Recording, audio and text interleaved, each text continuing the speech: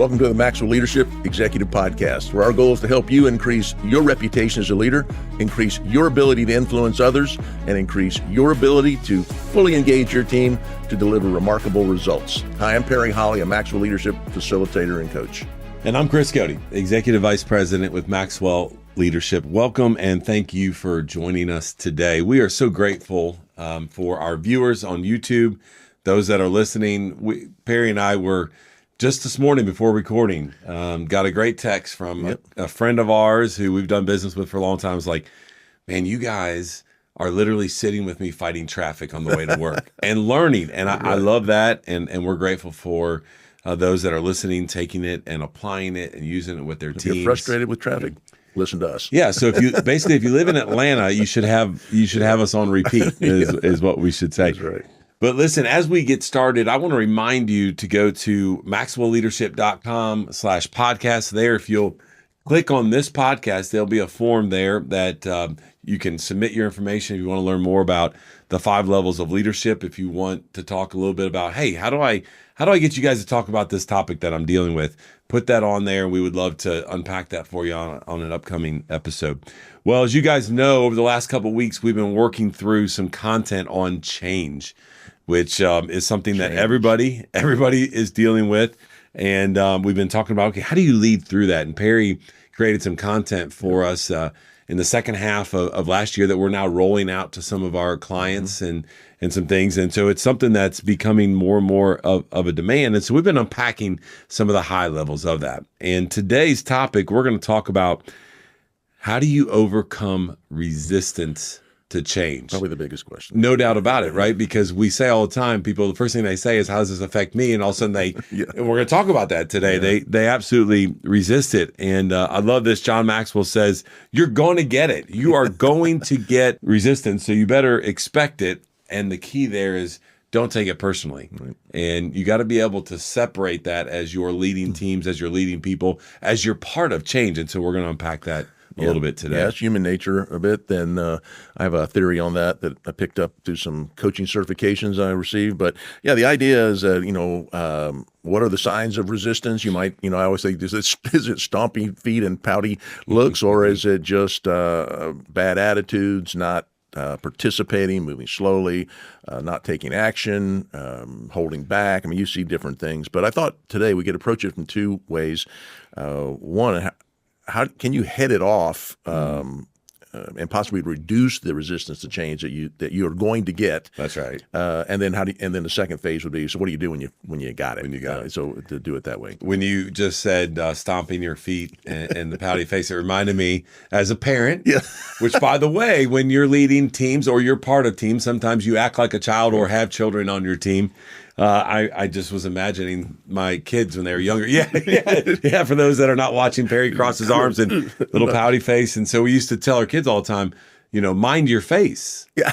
Right? Like, we don't need to see, and there's other names for people that have facial expressions. We're not going to go into it on this podcast, but you're exactly right. As we go through that, you got to think about your body language and minding your face, or mind your face. And so I think the first thing a leader should do is understand what is causing that resistance. To your point, it's going to happen. Mm-hmm. We're hopefully going to give you some tips and some things that may help reduce it, but it is going to happen. And so we need to understand what is causing the resistance. And here's the thing, the resistance in your team members is going to be caused by different things. Yes. And so you've got to know your people and you've got to understand what is going on there, because you're going to have to head off that resistance. It's not just going to be a resistance. It's going to be multiple different types of resistance depending on the team member. And so one of the things you put in my notes here to kind of share a couple of questions in regards to this. Do they know something you don't? Right? Is that, I started thinking about authenticity, right? Like, are you not telling the truth? Do they know more than you do? They're resisting it because of that. And so you got to uncover that. Do they just not like the direction things are going? Yeah. We've all been a part of that. Or do they simply not like how this change will affect them personally? Which is key. It's going to happen. Often comes to that, but it does. If you've, understanding where resistance, how it, what's affecting it. I love your point about it's very personal. like everybody's got a set of lenses. They're looking through their lenses and how they interpret what you're trying to lead. But also, is it a surprise to them? Did they know anything about this? Did they have a voice in it? Have you spoken to anybody? There's some tactics we've talked about in previous podcasts around how do you communicate. I think communication here is key. If you're going to have any chance of heading off or reducing resistance, communicating clearly and early what's coming. A lot of times we don't have that luxury. There's, you go to a senior meeting when they come back and say, hey, we've got a change we're going to put in place, and it's going to happen immediately. And then you got to deal with the fallout from that. Yeah. But if you have any runway, I mean, John actually calls it in his plan ahead model, talks about getting way out in front of that. How far out in front can you get of the change to start getting people's buy-in to what's going on to do that? But the communication is so important. You want everybody bought in if you can, and that would help reduce it. But again, like you said, everybody's got their personal view, how it's affecting me, right? And that's going to have a lot to do with it. Hey, John Maxwell here. I'm in the studio. We've been recording all day. And I was thinking about really one of my very favorite experiences that we have, and that is called Day to Grow. If you want to grow, you want to grow in every area of your life. I tell people all the time, you don't want to go to something, you want to grow to something. But if you're passionate about personal growth, development, your team, and growing them, you do not want to miss Day to Grow. I'm going to have some real players with me. Deion Sanders, Jamie Kern-Lima, myself. Oh my gosh, you don't want to miss it. So mark it. Come and see us on Day to Grow. I will promise you this. You come and bring your team, and at the end of the day, you'll come up and shake my hand and say, one of the best days I've ever invested in for myself and for my team. I'll see you there.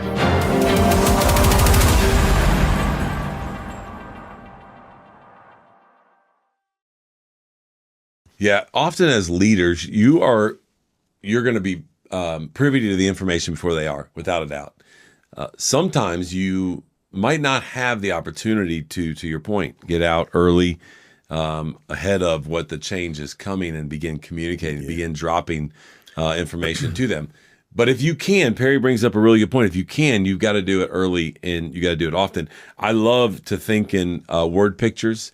And so what I wrote down here to share is I think about all the time when I'm presented with a change inside the organization, I have no doubt that when I announce this to them personally, their minds are going to begin racing. What does this look like? How does it affect me? And so I've got to build a bridge. That's what I always say to myself. When a curveball comes, when the change is coming down, how do I build a bridge between the change that the senior leadership or the leadership or the organization is calling to the team that I'm leading, that's going to directly affect? How do I build that bridge? And so when I think about that and how I communicate that, there's a couple of things that we want to make sure you understand. Number one, you got to start with the why. They've got to understand. You've heard Perry and I talk about this before, that people receive information in the why and the how.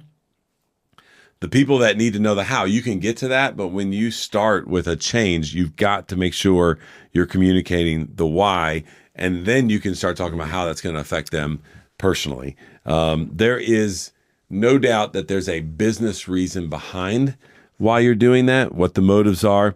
And so you have got to build a bridge between what they do on a day-to-day basis.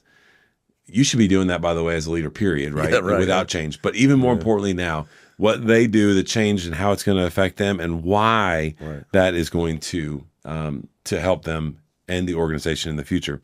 One of the things that you've heard Perry say, if you've ever been in one of Perry's trainings or a coaching call and we're talking about change, he has this acronym, this thing that he uses, and it's very catchy because it's a radio station, and he'll say it's WIIFM. Everybody's tuned. Everybody's tuned. What are you talking about, Perry? I was like, first of all, Perry, no one listens to the FM radio anymore.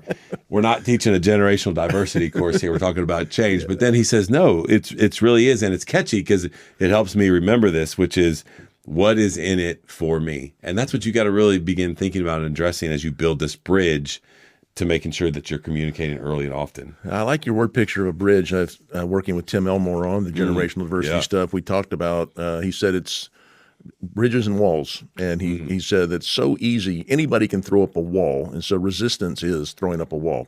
Anybody can do it. Doesn't take anything. You throw up a wall, just you throw it up.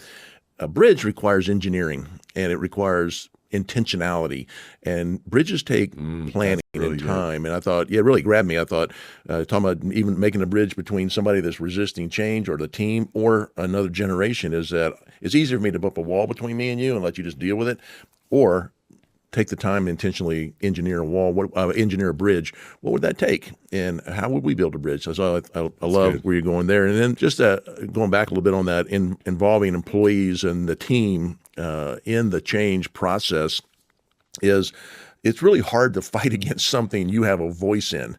And so it's really hard to resist if you felt like you were heard. And so I just love, if you can do anything as a leader when you know a change, minor or major, especially if it's big and going to affect a lot of people, how do I let you have a voice in that? And it really getting as many people that are going to be affected as possible to speak to that. I know you do this when we were talking about our different ways we can move forward with something. Actually, it generally happens that some process is not working or is causing problem. It's causing extra work. It's causing frustration somehow. We said we need to change that. You don't just say, change it, and here's where we're going, try this, because then everybody says, well, where'd that come from? Right. No, you say, well, what's possible here? Well, Right. How can we do this here? What do you think? What do you think you should do? How would it affect you? And all of a sudden, people start speaking into it. Then when the decision's made, it's really hard to say, I hate this. Well, Yeah, that's right. You voted on it. Yeah. You had a voice. Yeah. You had a voice. Reminds me of, so that's the first step, right? Is like, just get ideas from the team, allow them to speak into it. By the way, as leaders, you may already know the change that's coming. Doesn't mean you still don't need to go about doing this process, because you can take what you're learning inside that room and report it back up to the leadership team to make it even better, right? And that's something that we're really big about. But it reminds me in some training that we do in our 21 Laws of Leadership, which we were just talking about before we got started. Perry's going to be on the road again next week doing some training with them, where you go through an exercise of this or that, and you paint two scenarios and you make them choose. Yeah. And then people get frustrated and they're like, well, this is a trick question. We're like, no, you have to pick one and then defend it. So it's the same thing. Gather information about what they think about the change, what is possible, then create those scenarios. Say, okay, well, if we did this or we did that, now pick one or the other. And then the conversation goes a little bit deeper, and then you'll really have their buy-in because they've been part of that. You're not going to always have the time to do that. Sometimes you're going to have to build a bridge faster than that will allow. Yeah. But I think that if you could do that, to your point, and involve them in the change process, it'll be key. And especially with your influencers on your team. You guys can think about the teams that you're leading, the people that you do life with, do work with every day. Some of them have more influence than others, and you need to be aware of that. The other thing that we want to talk about is provide incentives and rewards for milestones hit along the way. All right. So let's go back to this bridge example that we're running with right now.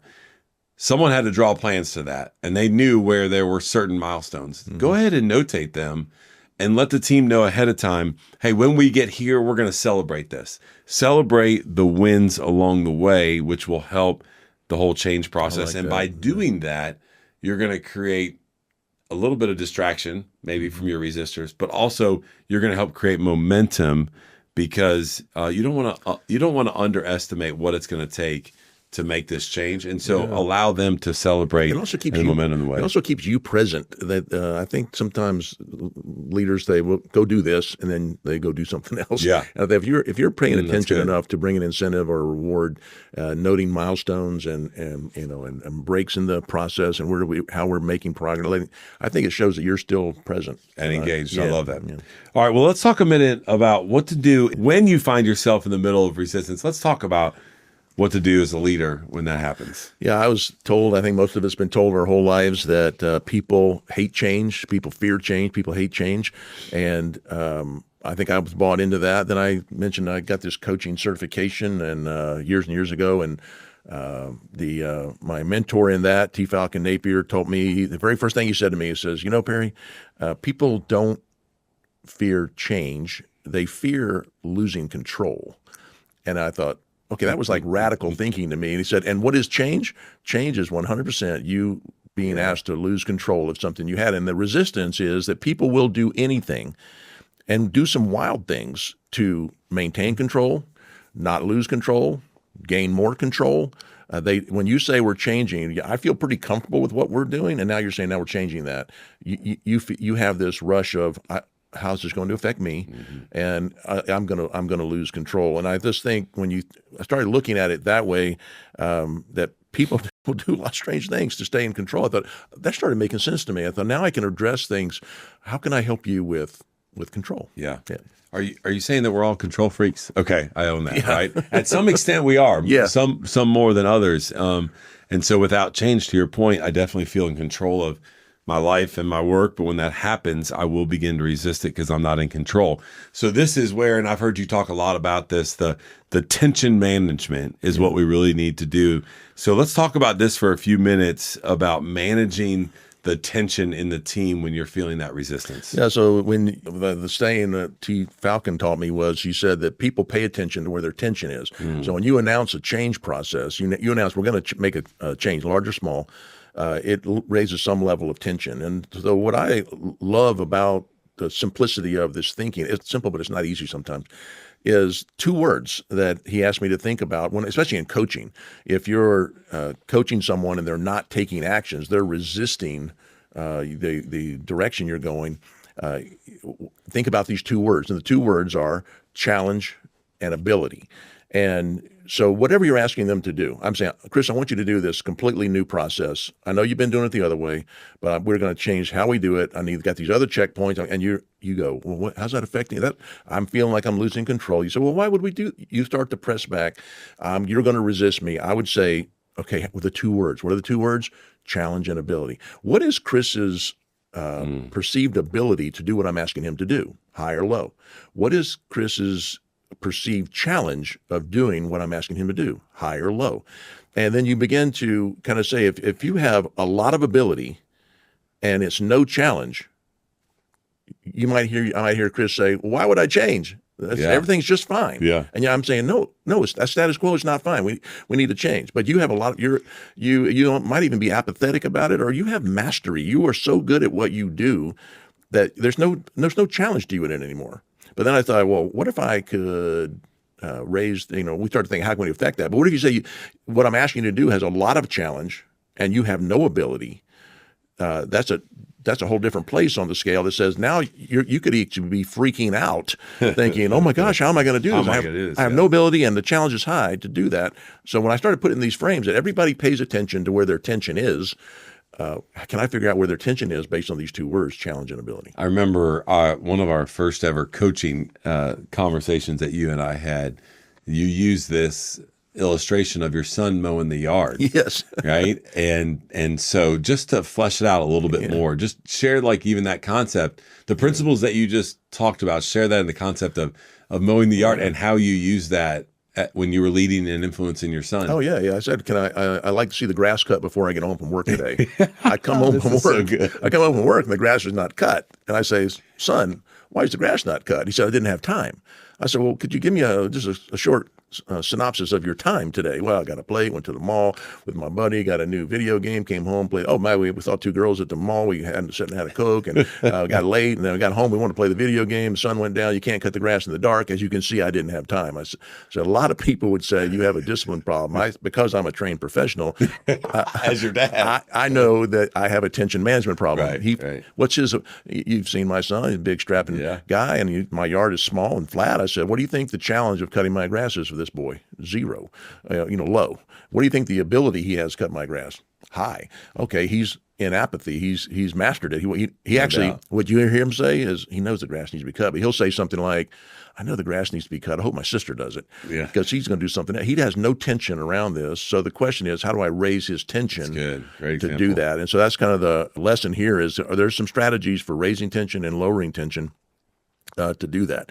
So how would you raise tension? What word would you mess with of the 2 words, challenge and ability, if I want to raise your attention? You have too low attention, so you have a lot of ability, low challenge. What would you mess with? I would mess with the challenge of it, right? Exactly. And so I would change the challenge for your son, yes, whatever that might be, to lay it down in order, because the ability's there, right? And where the apathy's coming from is he's not challenged to do it.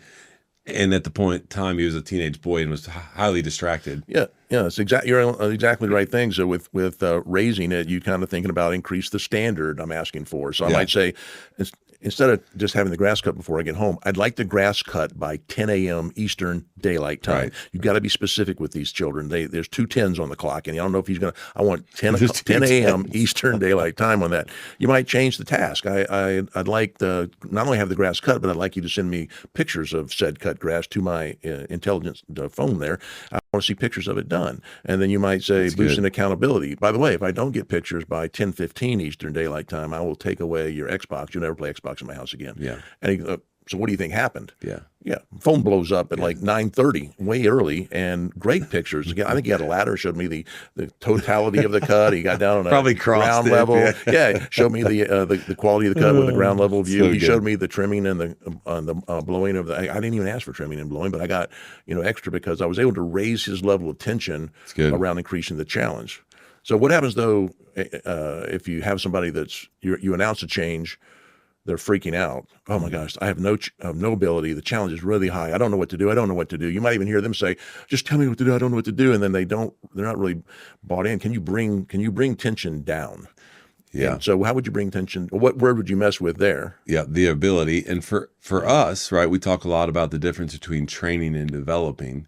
And in certain situations, it may take some training, Yes. right, more than it will take developing. Although going through that process with them, and even this tension management you're talking about here, will develop them, by the way, as a leader, as an individual, as a contributor to your team. But it's going to take some training for them to increase their ability. Yeah, and you can actually mess with both words when you're trying to lower tension, because I definitely agree with you. You need to raise their ability. That could be training, coaching, mentoring. I could bring people alongside of you to help with your ability, but I can also mess with challenge. How do I bring it down? Sometimes people just need to know, normalize to say, everybody, you're not the only person. This is affecting all of us. We're in it together. So normalize it. I might also simplify the task. So I know this looks like a big, hairy, audacious change, but let's just focus on this one thing now, and then we'll do the next thing and do the next thing. So a lot of people look at it's just so big, so much, too much that they freak. And you think, hey, what if I bring the challenge down, the ability up? Can I get you to a threshold of activation where you'll actually take action? Yeah. And that's the goal, is I want you to take action on the changes we're doing, either personal in a coaching context, which is how I use it a lot, or as a team, as people are freaking out, I need to just pay attention to tension, because that's how they're going to react to do that. That is a ton of value right there for you leaders that are maybe getting resistance for change, or when you do get it, think about those 2 words that we just unpacked for you about the ability and the challenge, and evaluate. We started off the conversation today by saying you're going to have to lead people differently through change. They're going to resist it for different reasons. Perry just really kind of laid out a roadmap for you to really unpack where it is that they're struggling, and you're going to have to balance and manage that tension. So as we wrap up, one of the things I was thinking about is, well, what if I'm on the other side of the resistance, right? What if I'm a team member listening right now? Or, by the way, as an executive, I still have resistance to change. All of us do, because things are always changing. I wrote down just a couple of questions for you to evaluate what's going on and figure out, how do I get past this? How do I become better at not resisting change so much? The first one, ask yourself, what are you resisting? Not why, but what are you resisting? Be specific and be honest, and then just focus on what you can control. I think that's really, really key. Good. Second one was, to our point about losing control. Are you fearful of losing control? And what's the worst case scenario if you do lose control? The third one was adopt a learning mindset. One of our values here is that we are adamant about growth. Well, growth comes in multiple different ways. It comes from listening to Audible. It comes from reading books. It comes from listening to our podcast. It also comes from experience. Hopefully, yeah. It also comes from experiences. So understand that you're going to learn some things and have a learning mindset through change. And then finally, ask yourself this question: what would I do if I wanted this change to work? Oh, that's good. Yeah. Right? Because you go, I'm not doing this. But if you sat back and you said, okay, if I wanted this change to work, what would I do? You'd be amazed at where your mind goes and some of the ideas that'll come about how it can change your perception and your reaction to change. I love it. Well, great stuff. And if you want to know more about there's a learner guide for this. It's also, you can learn about our offerings. You can learn about our other parts of our podcast family that are available. You can do all that at maxwellleadership.com/podcast. You can also leave us a question or a comment there. We love hearing from you, and we're very grateful you'd spend this time with us today. That's all today from the Maxwell Leadership Executive Podcast.